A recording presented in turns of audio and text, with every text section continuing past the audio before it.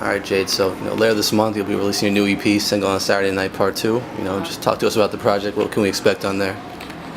Single on Saturday Night Part 2 is, sonically, is very R&B. We went to like classic R&B sound and combine some hip hop elements in there too. There's a couple of other things in there to make it fresh. And story-wise, I kind of go back and reflect. The project's actually called Sunday Morning, Single on Saturday Night Part 2. And on Sunday mornings, people usually like reflect, think about life, go to church or something. That's what you do. And so I've kind of reflected on how I ended up dumped on the first project and went through the entire relationship. And on the last song, I kind of get to a point where it's like, yo, this is what I really want out of someone in a situation. Cool. So, musically and I guess in your life, how have you grown since Part 1 released? Man, I like to think I sing better. I use my voice better. Just the more you do anything, the better you get at it. So we just went in and wrote a bunch of songs, and I just like to think these ones are even better than the last ones. Cool. So you just released a video for If I Was Your Girl. Yep. Talk to us about the song and the video.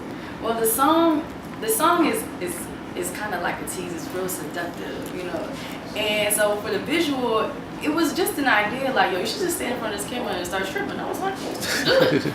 No. It's supposed to be an artistic take on the layers of a woman. On the song, I'm saying, if I was your girl, I would change your life. I would do these things for you. And so in the visual, we kind of brought that to life symbolically, artistically, I like to say, by just peeling back all the fly layers of this fly girl. Cool. And before that, I know you had the Missing You Lately song and video. Love that single. Love the video as well. So talk to us about that song. That song is about that situation we've all been in.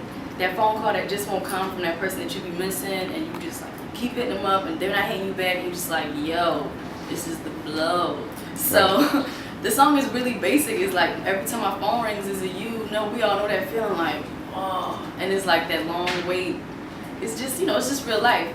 And in the video, the director came up with the idea of having it be with someone who was in the armed forces, and I thought that was perfect. My dad was actually in the Marine Corps, and the guy in the video was actually a real vet, and he's my friend, and he was like, I would love to do it and tell that story because that's a real story he lived. And I was like, yeah, art is supposed to bring life to life.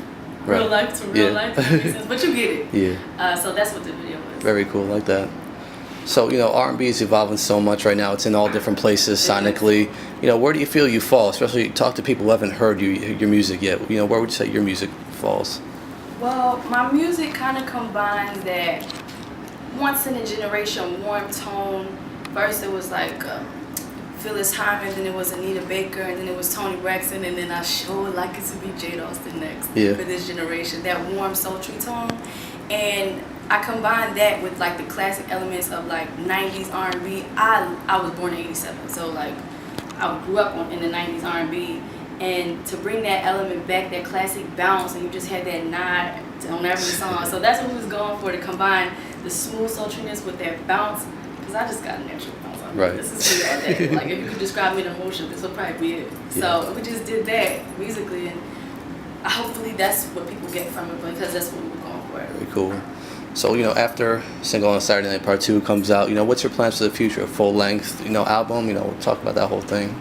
We just launched, or I'm about to launch my Own Your Art initiative, which is a nonprofit initiative geared toward high school and college students about owning their art in two forms. One, as a form of useful self-expression, and then two, as a career option.